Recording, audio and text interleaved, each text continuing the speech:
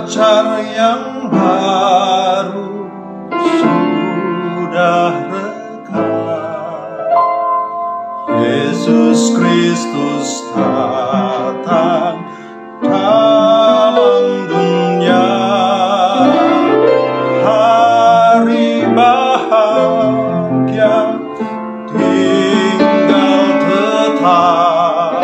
Siapkan segala jalan baginya. Siapkan segala jalan baginya.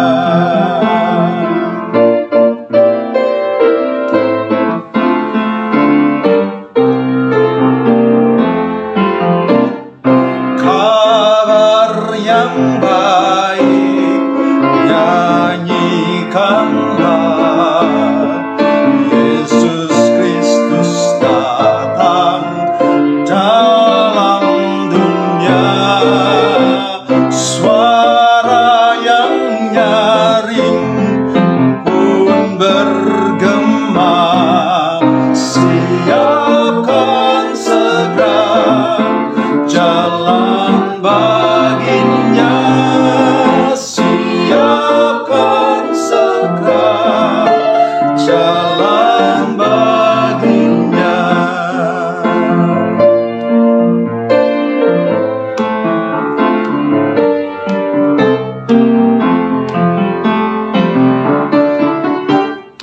Bumi yang baru telah menjelang. Yesus Kristus datang dalam dunia.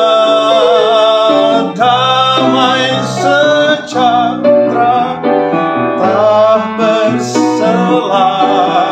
Siapkan segera jalan baginya. Siapkan segera jalan baginya. Siapkan segera jalan baginya. Siapkan segera jalan baginya.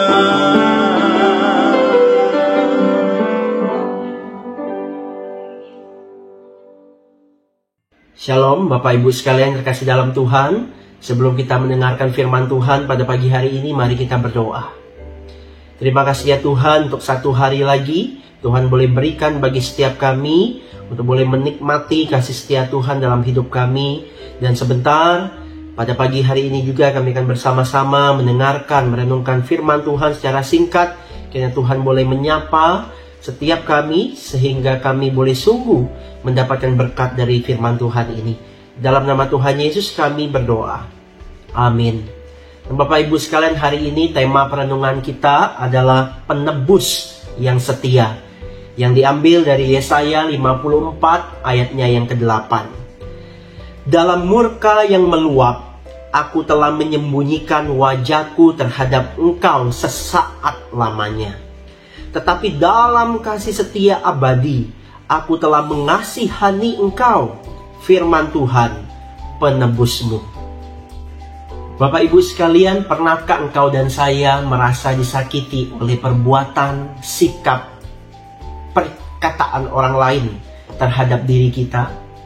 Saya pikir Bapak Ibu sekalian, sebagai manusia, pada umumnya kita pernah mengalami masa-masa itu. Merasa disakiti, tidak dihargai, dikecewakan, hati kita terluka atas perbuatan orang lain terhadap kita. Nah Bapak Ibu sekalian, biasanya imbas dari semua rasa sakit dan terluka itu bisa muncul akibat-akibat yang beraneka ragam. Salah satunya mungkin Bapak Ibu sekalian adalah kita berkata, udahlah, saya nggak mau lagi ketemu sama orang itu. Udahlah, saya lebih baik menghindar dari orang itu. Jadi kalau ketemu orang itu, kita berusaha untuk melengos gitu ya. Kita berusaha untuk memalingkan pandangan kita seketika, dan kemudian kita berlari ataupun berjalan menjauhi orang itu supaya kita nggak berpas-pasan dengan orang itu.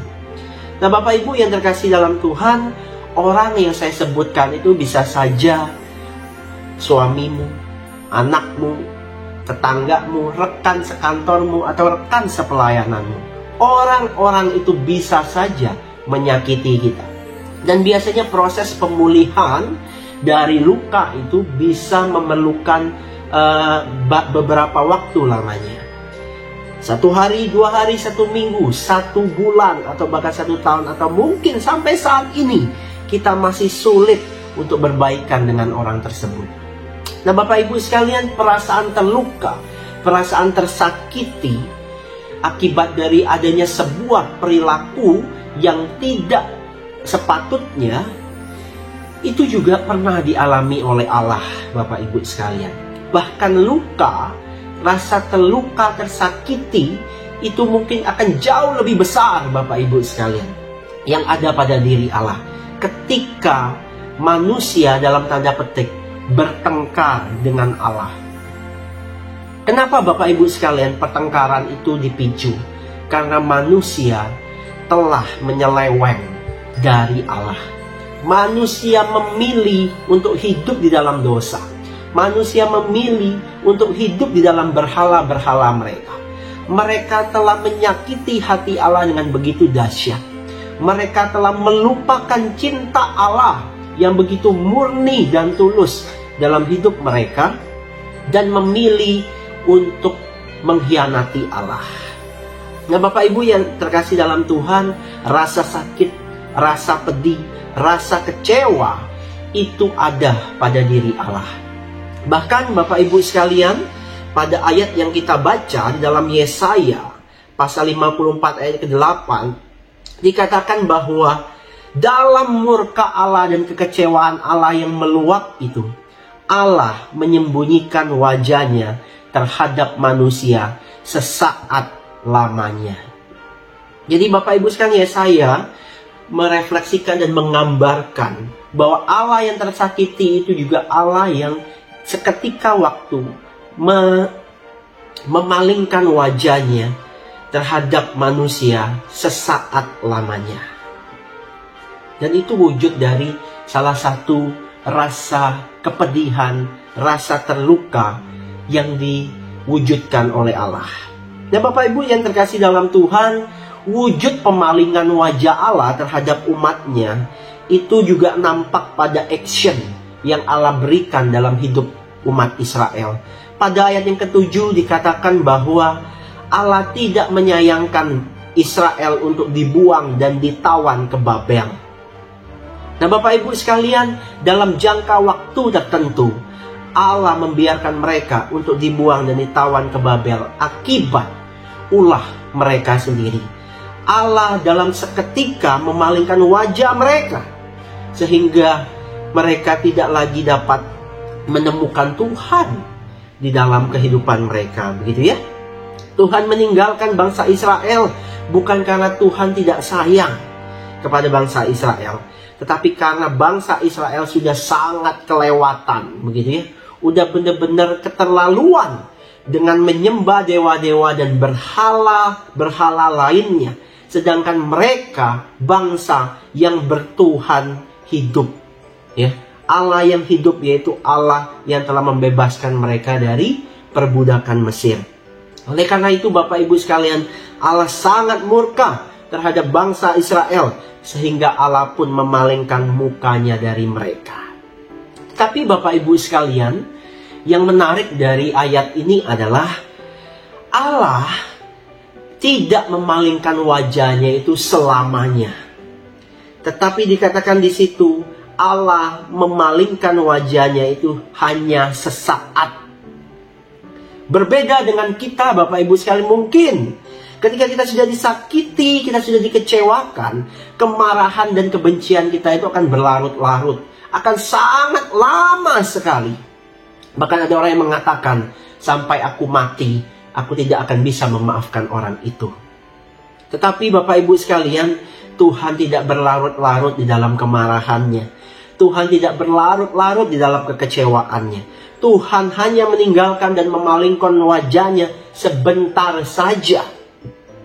Tuhan tidak berlama-lama menghukum manusia. Dikatakan bahwa di ayat yang ke-7b sampai 8b, kasih Tuhan kepada manusia begitu besar hingga Tuhan pun segera kembali kepada manusia dan menunjukkan wajahnya kepada manusia. Nah, Bapak Ibu sekalian, kasih setia Tuhan yang abadi tidak akan pernah meninggalkan engkau dan saya, bahkan umatnya yang telah jatuh ke dalam dosa. Kasih setia Tuhan yang telah Tuhan tujukan kepada kitab Yesaya ini bagi umat Israel tidak hanya berlaku pada saat itu saja, tetapi juga berlaku sampai saat ini. Tuhan begitu mengasihi manusia hingga Tuhan akhirnya mengutus anaknya yang tunggal, Yesus Kristus, untuk datang ke dunia, lahir di kandang hina. Semua itu Tuhan tujukan karena Tuhan peduli dan care. Kasih setia Tuhan tetap untuk selama-lamanya bagi dunia ini. Tuhan begitu sayang kepada manusia, bahkan dengan dosa-dosa yang begitu besar sekalipun, Tuhan tidak memalingkan wajahnya secara terus-menerus. Karena Tuhan cinta kepada manusia termasuk engkau dan saya. Hari-hari ini kita sedang memasuki masa Advent. Dan mari kita bertekad Bapak Ibu sekalian melakukan 3 hal. Yang pertama, mengingat dan merenungkan kembali betapa besar kasih setia Tuhan dalam hidup kita. Dia yang telah begitu mengasihi engkau dan saya. Dia yang rela datang ke dalam dunia, lahir di kandang yang hina. Itu wujud cinta kasih Tuhan yang tidak ada batasnya. Kemudian yang kedua, kita mau hidup untuk selalu setia kepada Tuhan dan buang jauh-jauh segala kehidupan dosa kita. Jangan lagi kita hidup berkompromi dengan dosa. Kemudian yang ketiga, Bapak Ibu sekalian, sebagaimana Tuhan mau mengampuni kita, maukah hari ini kita juga mengampuni sesama kita?